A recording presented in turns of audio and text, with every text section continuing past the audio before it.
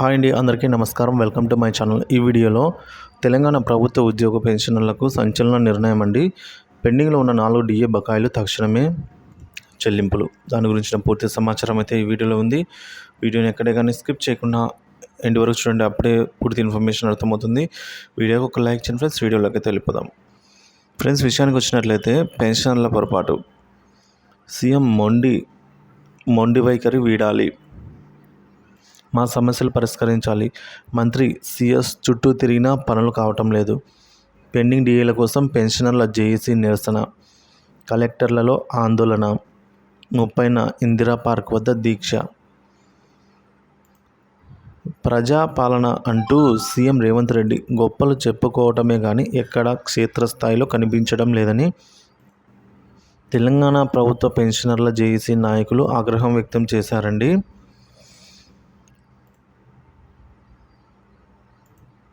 సమస్యలు పరిష్కరించాలని కోరుతూ CM Revanth Reddy, deputy CM బట్టి విక్రమార్క సిఎస్కు దరఖాస్తులు సమర్పించిన ప్రయోజనం లేదని వాపోయారు.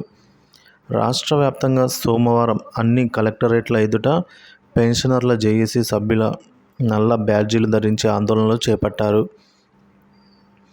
జనగామ, కామారెడ్డి కలెక్టరేట్లలో డిమాండ్లతో కూడిన వినతి పత్రాన్ని అందజేశారు. ఈ సందర్భంగా JAC chairman K Lakshmaiah, secretary general T Subhakar Rao మాట్లాడుతూ పెన్షనర్లకు బకాయిలు ఉన్న 4 డిఏలను వెంటనే విడుదల చేయాలని డిమాండ్ చేశారు. ఈహెచ్ఎస్ స్కీమ్తో అన్ని కార్పొరేట్ దవాఖానాల్లో కూడా నగదు రహిత చికిత్స వర్తింపజేయాలని చెప్పారు.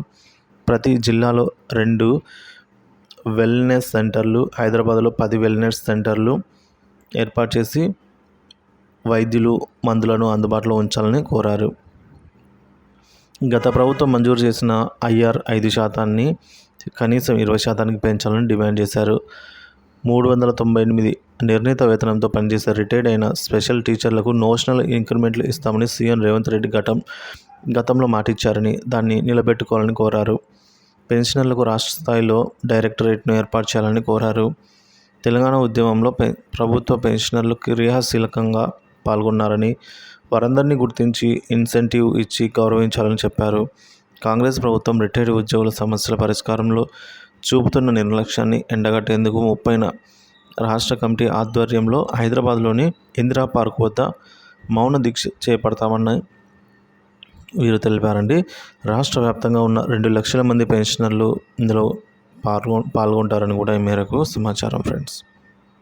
సో ఈ విధంగా ఏవైతే ఉద్యోగుల సమస్యలు, పెన్షన్ల సమస్యలు ఉన్నాయో వాటిని త్వరితగతిన తీర్చండి అని చెప్పేసి కోరడం అయితే జరిగింది.